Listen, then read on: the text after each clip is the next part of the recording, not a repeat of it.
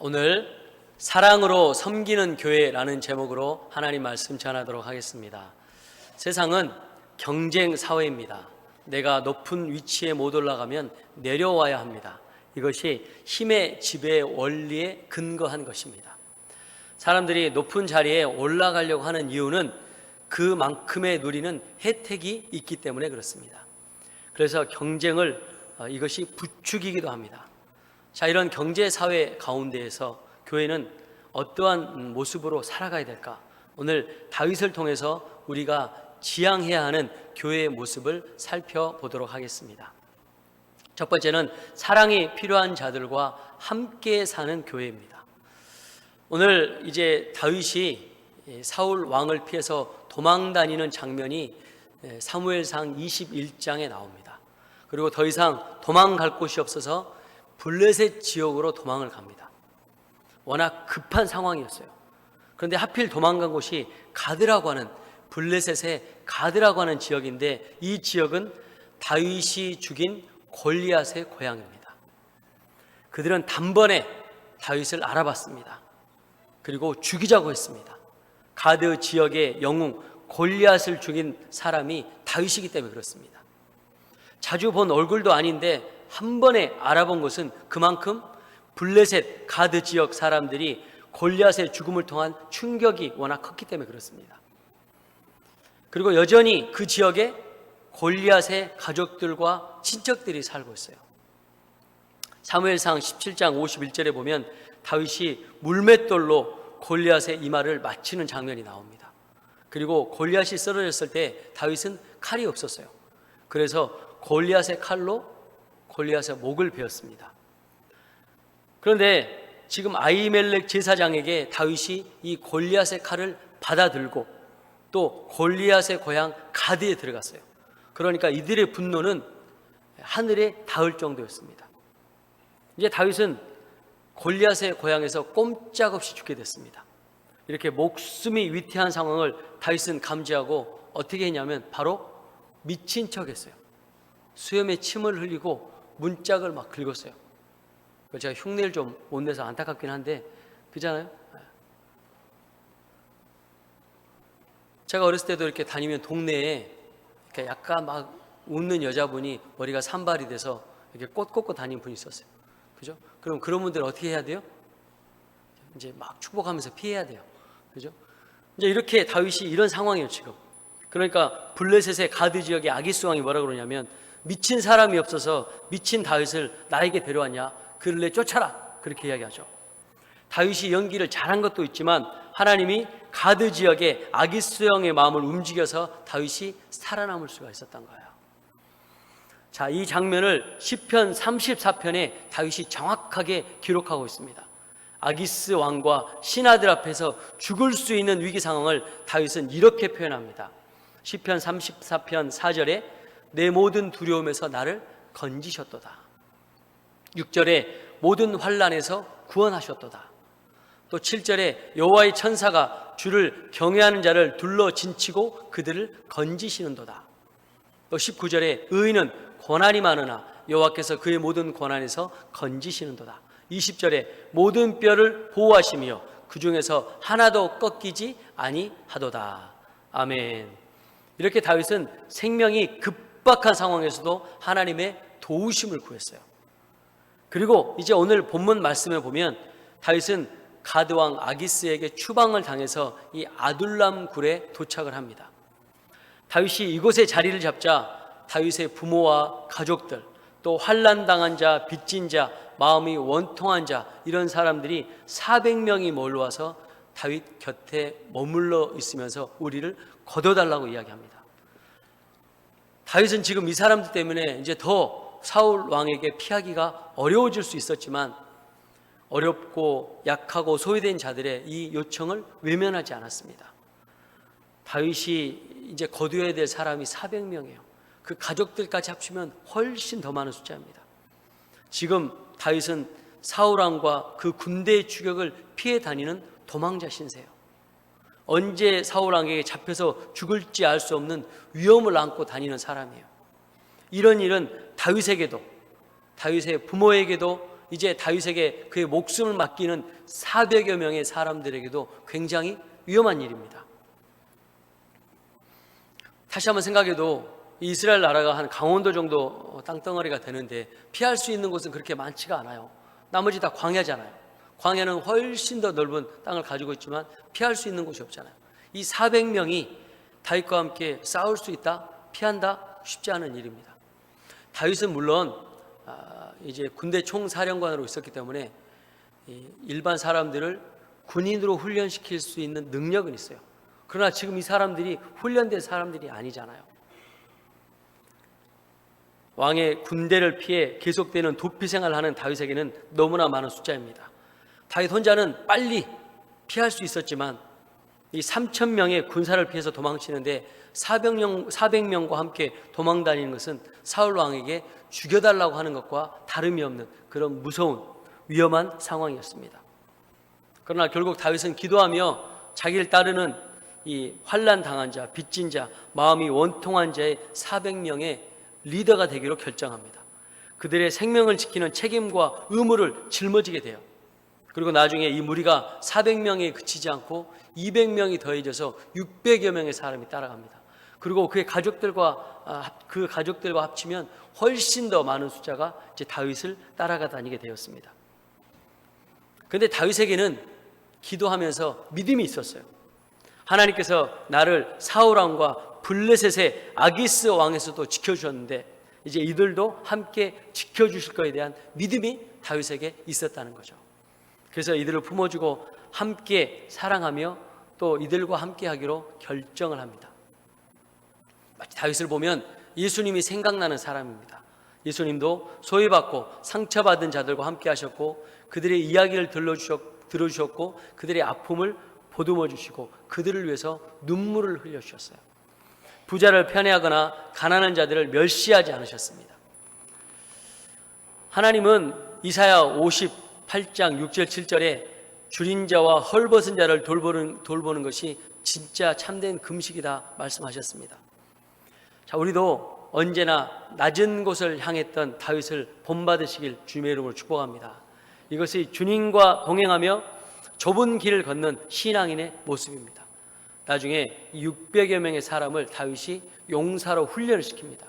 그리고 다윗이 유다에서 왕으로 등극하는데 이 600명의 활약을 우리가 볼 수 있습니다. 그리고 나중에 다윗이 왕이 되었을 때 이 600여 명의 사람들이 다윗 왕을 호위하는 든든한 호위무사로 다윗을 지키게 되는 것이죠.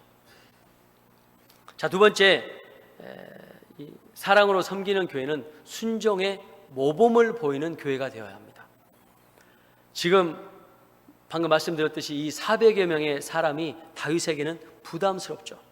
그리고 또 부담스럽고 가장 아픈 일이 있었는데 뭐냐면 다윗의 부모가 다윗 때문에 이스라엘에서 살 수가 없는 거예요. 그래서 같이 이 사람들과 같이 다윗에게 왔어요. 그래서 다윗은 부모를 모시고 모압 땅 미스베라고 하는 지역에 갑니다. 모압 땅이 이스라엘 상황에서는 이방 나라일 수 있지만 다윗에게는 조금 다릅니다. 다윗의 증조 할머니가 모압 여인이었던 룻이었습니다. 이 룻은 이스라엘의 장로였던 보아스를 만나서 오벳을 낳고 오벳은 이새를 낳고 이새는 다윗을 낳았죠. 그래서 증조 할머니 룻의 고향인 모압에 가서 이 모압 왕에게 다윗이 자기의 부모님의 이 안전을 부탁합니다. 내가 아직 어떻게 될지 모르니까 나와 같이 가면 위험하니까 우리 부모님을 지켜달라고 모압 왕에게 부탁을 하죠. 자, 그리고 이제 선지자 갓을 만났는데 이 갓 선지자가 여기에 있지 말고 유다 땅으로 다시 돌아가라라고 이야기하죠. 이 선지자의 이 말을 따라서 다시 유다 땅에 들어가는 것은 다시 사울 왕이 있는 이 사자굴로 들어가는 것과 똑같은 거예요. 그런데 순종합니다. 나중에 이 갓 선지자는요 다시 왕이 되었을 때 또 예언자로 선지자로 다윗 옆에서 다윗에게 직언을 하는 사람으로 다윗이 세웁니다. 왕이 되었을 때도 다윗이 밧세바를 간음했을 때 갓 선지자가 정확하게 이야기합니다. 그러자 회개하고 순종하는 모습을 다윗이 보입니다. 하나님은 다윗에게 고난을 사용하셔서 순종의 사람, 하나님 마음에 합한 자로 변화시키고 있습니다. 또 지금 다윗이 유다로 가는 것은 자기뿐만 아니라 자기를 따르는 400여 명의 목숨이 위태할 수도 있습니다. 그러나 하나님 말씀에 순종하며 하나님을 신뢰하며 그 길을 걸어갑니다. 다윗은 이렇게 순종함으로 고난을 하나님의 복으로 바꾸어 가고 있습니다. 우리에게 고난이 찾아온 이유가 뭘까? 그 중에 하나는 하나님의 뜻을 거부하고 우리의 생각과 욕심을 따라 불순종으로 행동하기 때문에 그렇습니다. 조금 더 욕심을 부리고 자기 고집대로 하고 자기 방법대로 하다가 고난을 받습니다. 우리가 겪는 인간관계의 어려움도 이런 나의 고집을 꺾는 시간이기도 합니다. 그러면서 하나님께 순종하고 하나님의 뜻을 분별해 나가는 거죠. 중요한 것은 이 모든 고난들을 통해서 하나님 뜻에 순종할 때 가장 선한 결과를 얻을 수 있다는 것입니다. 그래서 고난은 우리에게 유익이 돼요. 고난 가운데 하나님의 뜻을 분별할 수 있고 순종할 수 있는 마음이 생기기 때문에 그렇습니다. 다윗이 지금 이렇게 고난을 통해서 순종의 사람이 되어가고 있습니다. 자, 예수님께서 십자가 위에서 사명을 다 감당하시고 돌아가실 때 이 가상 7원 중에 하나가 뭐냐면 다 제자들이 떠나갔지만 사도 요한만은 남았어요. 그래서 그 요한에게 이제 내 육신의 어머니 마리아는 이제 네 어머니다 라고 하면서 사도 요한에게 마리아를 부탁합니다. 그러자 사도 요한은 이 말씀에 순종하고 평생에 예수님의 육신의 어머니인 마리아를 자기 어머니처럼 모시고 효도합니다.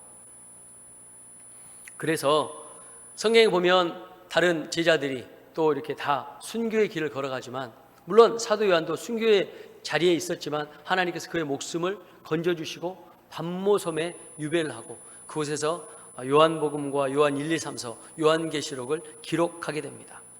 다시 오실 예수님을 통해서 하나님의 구원과 재림의 계획을 듣죠. 그리고 반모섬에서 풀려서 또 목회를 하게 됩니다. 그래서 순교를 당하지 않고 장수의 복, 성경에 나오는 장수의 복과 이 땅에서 잘 되는 복을 사도 요한이 누리게 됩니다. 순종을 통해서 하나님께 쓰임받는 축복을 사도 요한도 누리게 되는 것이죠. 자, 하나님이 다윗을 이렇게 훈련시킨 것은 순종을 통해서 제대로 된 이스라엘의 왕으로 세우고자 하는 거예요. 사도 요한도 다윗도 순종을 통해서 하나님의 사람으로 세우고자 원했던 것이죠. 특별히 다윗에게 이런 시간들을 하는 것은 사울 왕이 불순종으로 인해서 타락했잖아요. 그 결과를 하나님이 보셨잖아요. 그래서 다윗에게는 그렇게 하지 않도록 더 순종의 훈련을 고난을 통해서 시키신 것입니다. 그리고 이 땅에서 정말 다윗이 하나님 마음에 합한 사람으로 하나님 앞에 서게 되고 또 이스라엘의 강력한 왕으로 서게 되었습니다. 순종은 하나님의 축복을 받는 지름길인 줄 믿습니다. 제가 늘 말씀드리지만 구원은 전적인 하나님의 은혜로 받습니다. 그러나 이 땅 가운데 여러분이 잘 되고 싶으시면 순종하십시오. 교회에 순종하고 하나님 말씀에 순종하고 또 리더십의 말씀에 순종하는 겁니다. 그러면 이 땅에서 누리는 축복이 하나님의 선물로 또 하나님께서 주실 줄 믿습니다. 자, 마지막은요, 사랑으로 섬기는 교회. 세 번째는 겸손히 사랑으로 섬기는 교회가 되어야 합니다. 다윗이 유다 땅으로 돌아왔을 때 사울은 교만하게 높은 곳에 앉아서 직권을 남용해 신하들을 협박했어요. 사울이 다윗을 추종하는 세력이 있다는 말을 듣고 기브아 지역의 높은 곳에 올라가 왕의 권위를 상징하는 단창을 들고 에셀나무 곁에 섰습니다. 그리고 그 신하들이 옆에 다 앉았습니다. 이런 태도는 사울 왕의 교만함을 나타내는 자세입니다. 권위적이고 강압적인 태도로 신하와 백성들을 대하는 사울을 볼 수 있습니다. 그리고 이 신하들에게 모든 백성이 자기 편에 서지 않는다라고 이야기합니다. 그리고 이 신하들에게도 지금 자신을 다윗과 함께 공모해서 자신을 대적했다고 지금 신하들을 이렇게 협박하고 있는 그런 상황입니다. 물론 이스라엘의 민심은 이미 사울 왕을 떠났어요. 그리고 다윗에게로 기울어져 있습니다. 신하들도 마찬가지입니다. 그런데 분명한 건 지금 사울 왕은 아직 이스라엘의 왕으로 있다는 거예요. 그래서 이 사울 왕이 처음 마음을 가지고 하나님 앞에 겸손함으로 이스라엘을 사랑하는 마음으로 돌아가면 다시 이스라엘 백성들은 사울 왕을 왕으로 더 존경하며 따르게 될 것입니다. 그런데 이 말을 귀를 기울이지 않는 것입니다. 그리고 이제 더 큰 죄를 지려고 준비하고 있는 거예요. 어떻게 하면 다윗을 찾아낼 수 있을까? 다윗을 따르는 사람들을 죽일 수 있을까? 이렇게 생각하는 중에 에돔 사람 도액이라고 하는 사람이 사울 왕에게 다윗에 대한 이 상황들을 고발합니다. 그리고 이렇게 이야기하죠. 아히멜렉 제사장이 다윗에게 하나님의 뜻을 물을 수 있도록 가르쳐 주었고 또 그에게 음식을 주었고 골리앗의 칼을 주었습니다 라고 정확하게 사울 왕에게 도액이 고발을 합니다. 근데 이 중에 하나가 하나님의 뜻을 물었다라고 하는 이 내용은 없어요. 근데 더 덧붙인 거예요. 왜냐하면 사울 왕에게 잘 보여서 자기가 권세와 부를 누리기 위해서 그렇게 하는 것이죠. 사울은 이 에돔의 사람 이 도액의 고발로 아히멜렉 가문 사람들을 죽이라고 명령을 합니다. 그런데 신하들이 머뭇거리는 거예요. 제사장을 하나님이 기름 부어 세운 제사장을 함부로 할 수 없잖아요. 그러니까 이제 사울 왕이 도액에게 지시합니다. 그래서 제사장 85명을 칼로 무참히 도륙합니다. 그리고 거기서 끝나지 않고 이 제사장의 가족들, 남녀, 노소 상관없이 어린아이까지 심지어 갓난아이까지 다 죽입니다. 그리고 그 지역에 있는 동물들까지 다 무참하게 살육합니다. 사울 왕에게 하나님을 사랑하고 이스라엘 백성을 사랑하는 마음은 찾아볼 수가 없어요. 심지어 하나님이 기름 부어 세운 제사장들을 무참하게 죽입니다. 우리가 보기에도 이제 사울 왕은 하나님의 심판만 남은 것 같습니다. 근데 다윗은 달랐어요. 앞서 말씀드린 대로 자기도 도망자 신세인데 하나님의 위로가 필요한 사람들을 거두어 주죠. 그리고 하나님을 사랑하는 마음으로 백성을 사랑합니다. 그래서 다윗의 삶에 하나님의 기름 부으심이 넘치는 거예요. 하는 일마다 잘 되도록 하나님께서 축복하시는 겁니다. 이것이 하나님의 은혜이고 이 은혜를 다윗은 겸손함으로 받습니다. 그리고 가장 강력한 이스라엘 나라를 만들게 되죠. 이런 겸손함은 하나님을 사랑하는 마음에서 시작이 됩니다. 예수님도 하나님의 아들이시고 성자 하나님이시지만 이 사람들, 인류를 구원하시기 위해서 이 땅에 사람의 모습으로 오셨어요. 그리고 우리 죄를 위해서 가장 흉악한 형벌인 십자가에서 못 박혀 죽으셨습니다. 우리를 사랑하시는 마음에서 이런 겸손의 십자가를 지신 거죠. 심지어 자기를 배반한 제자들을 위해서 기꺼이 자신의 본인의 생명을 십자가에서 던지셨습니다. 이처럼 또 다윗도 하나님 앞에 서서 이 사람 이스라엘 백성들을 사랑하는 마음으로 자기 목숨이 위태하지만 이 사람들을 거두어 주죠. 다윗 왕에게도 하나님의 사랑이 있기 때문에 그 겸손한 사랑으로 영혼을 섬길 수 있었다는 것입니다. 자신을 높이지 않고 겸손히 낮춰서 이스라엘 백성과 하나님을 끝까지 사랑한 다윗, 우리가 잊지 말아야 할 사실이 바로 여기에 있는 것입니다. 교회는 하나님 사랑하는 마음으로 영혼을 겸손히 섬기는 것입니다. 참된 교회는 사랑과 섬김이 나타나는 그리스도의 몸을 이야기합니다. 겸손함으로 낮게 엎드려 영혼이 지쳐있는 영혼을 살펴보고 그들을 위해서 기도하고 그들을 섬기는 것입니다. 교회는 주님의 말씀을 따라 낮은 곳에서 연약한 자들을 섬기는 것입니다.